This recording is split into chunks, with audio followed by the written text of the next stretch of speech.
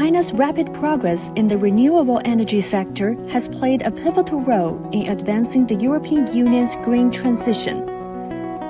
The European Green Deal, proposed by the European Commission and introduced in 2019, targeted net zero greenhouse gas emissions by 2050.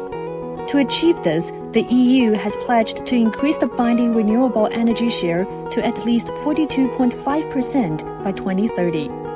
In fact, many European countries have reaped the benefits of green energy collaboration with China in recent years. China and Portugal have been strengthening their cooperation in the solar energy sector, with many Chinese corporations supplying photovoltaic products for installation in Portugal.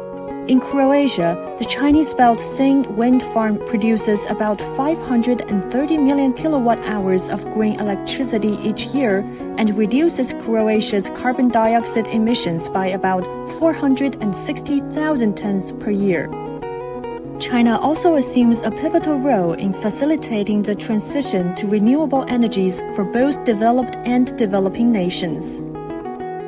China is world-leading in delivering components to the renewable markets, be it wind turbines, be it solar panels, or the whole EV charging, EV battery area.